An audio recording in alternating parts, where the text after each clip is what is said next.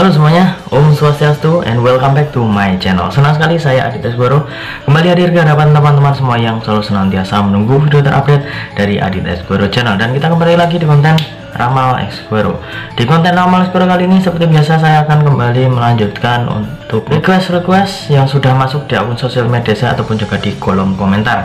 Hari ini kita akan membahas tentang Haiko van der Vecken dan juga Rangga Azov. Kira-kira apa yang akan kita bahas tentang mereka berdua? Sabar terlebih dahulu. Sebelumnya saya ingin mengingatkan buat teman-teman semua yang baru saja bergabung dan baru tahu ada channel ini, langsung saja untuk subscribe terlebih dahulu.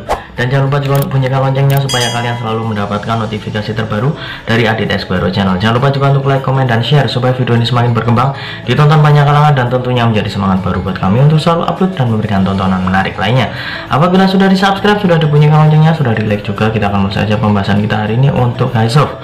Jadi ada pertanyaan atau request yang kirimkan teman-teman Haizov lover ataupun juga teman-teman yang menyaksikan, yang bertanya kepada saya, Mas Adit, itu kira-kira kenapa kok Haiko dan juga Rangga Azov menyatakan bahwa mereka berdua itu hanya sebatas teman?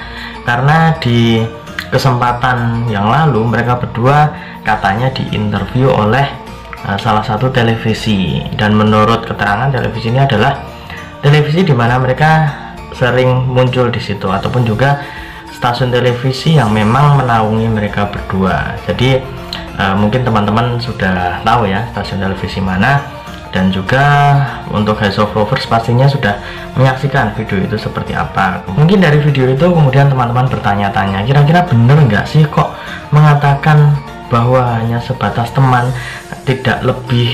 Apakah benar seperti itu?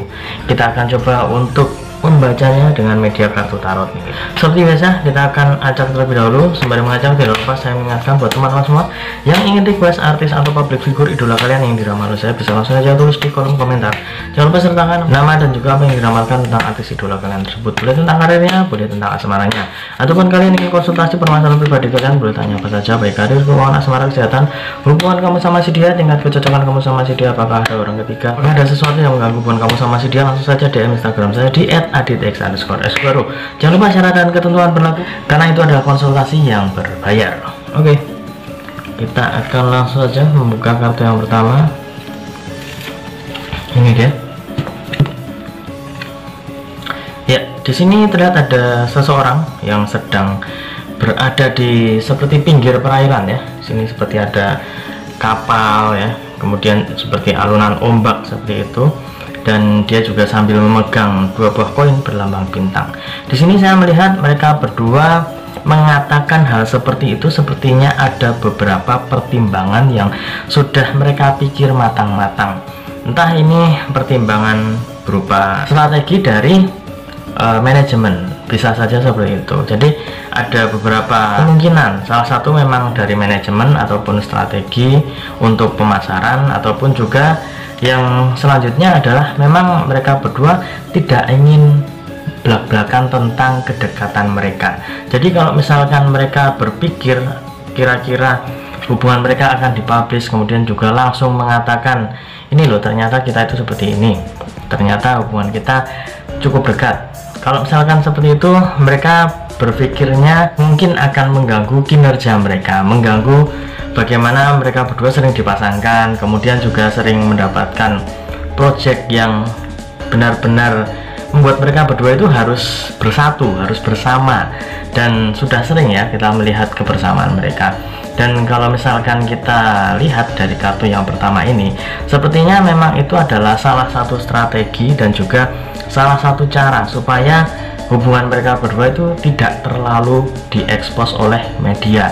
Dan juga memang itu ada salah satu keputusan di antara mereka berdua, mungkin juga sudah sepakat bahwa oke, kita memberikan klarifikasi seperti ini saja supaya tetap adem ayem, tetap tidak ada gosip yang beredar yang mungkin akan mengganggu kinerja mereka di dunia entertain, ataupun juga mengganggu kenyamanan mereka saat menjalin hubungan ya. Kalau misalkan menjalin hubungan pastinya itu dilandasi dengan atas dasar saling percaya satu sama lain, dan juga mereka ingin pastinya supaya hubungan mereka berdua itu adem ayem aja, nggak usah terlalu banyak orang lain yang ikut campur ataupun juga merecoki hubungan mereka berdua. Selanjutnya kita akan mengambil kartu yang kedua.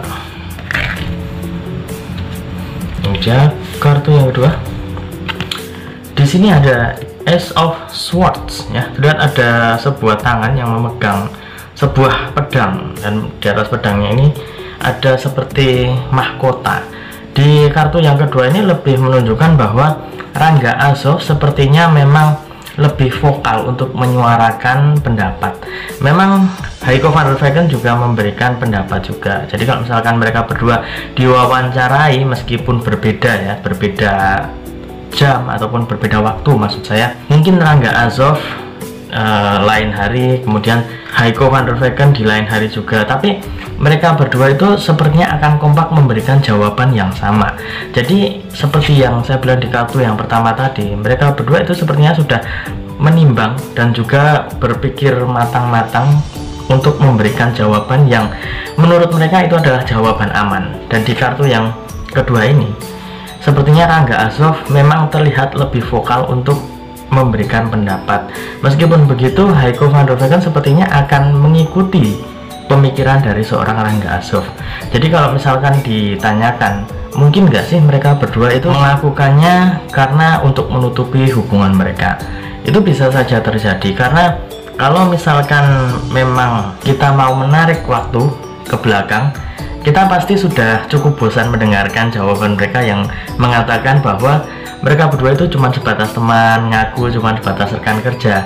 Tapi dari dulu sampai sekarang, meskipun jawabannya cuma sebatas itu, kita juga melihat bagaimana proses mereka berdua saat bersama. Teman-teman pasti, khususnya ya, untuk House of Lovers pastinya tahu proses mereka bersama itu bagaimana. Kemudian tentang kedekatan mereka itu bagaimana. Pastinya akan tahu perbedaannya dari waktu ke waktu. Semakin kesini kita lihat kayaknya hubungan mereka berdua malah makin bagus. Hubungan mereka berdua itu malah semakin dekat. Jadi kalau misalkan bilang hanya sebatas teman ataupun juga hanya sebatas rekan kerja, menurut saya itu bisa menjadi sebuah kamuflase yang cukup baik untuk menutupi hubungan mereka berdua. Kalau misalkan mereka berdua hanya sebatas rekan kerja ataupun hanya dianggap sebagai teman biasa, kita lihat ke belakang proses mereka untuk sampai ke titik saat ini. Pastinya proses-proses tersebut memiliki sebuah arti yang mungkin bisa teman-teman tangkap dan teman-teman ambil kesimpulannya seperti apa. Selanjutnya kita akan mengambil kartu yang ketiga.